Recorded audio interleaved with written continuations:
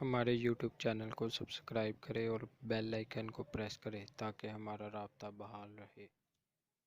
ذکر کیا ہے اس پر اگرچہ بحثیں ہو چکی ہیں۔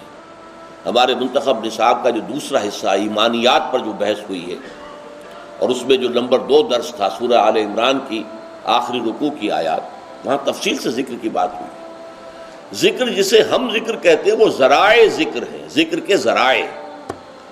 اصل ذکر کیا ہے؟ استحضار اللہ فی القلب، دل میں اللہ موجود رہے، یہ ہے ذکر۔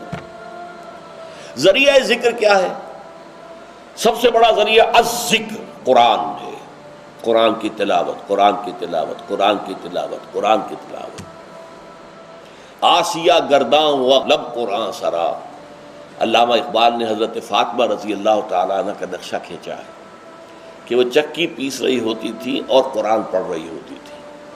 آسیہ گرداں، آسیہ چکی، چکی کو چکر دے رہی ہیں اور ساتھ ہی قرآن پڑھ رہی ہیں۔ میں نے خود دیکھا اپنے بچپن میں، ہماری اپنے خاندان کی خواتین چکی بھی پیستی تھی اور قرآن مجید پڑھتی تھی، اور گود میں بچہ بھی ہے جو دودھ بھی پی رہا ہے ساتھ کے ساتھ، سارے کام ہوتے تھے۔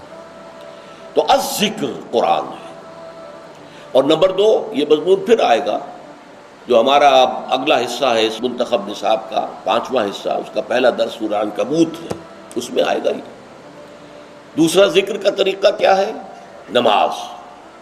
یہ جامع ترین ذکر ہے، اس میں زبانی ذکر بھی ہے، اللہ اکبر، سبحان ربی العظیم، سبحان ربی الاعلیٰ، زبان ذکر کر رہی ہے اور قرآن پڑھ رہے ہیں، سورہ فاتحہ پڑھ رہے ہیں، اور ساتھ ہی جو آپ کے جسم کی حرکت ہے، آپ اللہ کے سامنے جھک گئے رکوع میں، آپ اللہ کے سامنے سجدے میں گر گئے، تو یہ گویا کہ جسمانی ذکر ہو رہا ہے اور قولی ذکر بھی ہو رہا ہے۔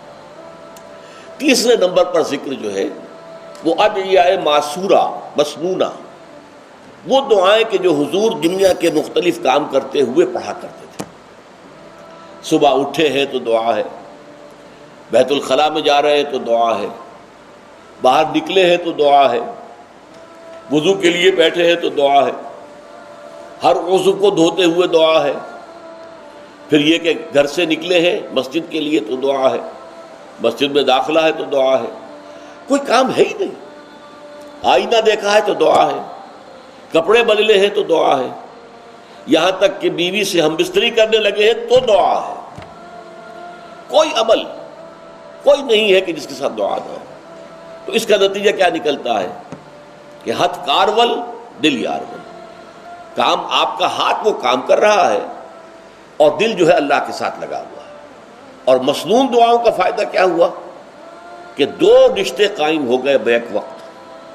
ایک رشتہ اللہ کے ساتھ، آپ دعا تو اللہ سے کر رہے ہیں نا، ایک رشتہ حضور کے ساتھ کہ دعا مسنون ہے، آپ وہ الفاظ پڑھ رہے ہیں، اپنی زبان سے ادا کر رہے ہیں جو نبی اکرم صلی اللہ علیہ وسلم کرتے تھے۔ یہ جو دوام ذکر ہے یہ ہے در حقیقت نفاق کو دور رکھنے کا ذریعہ۔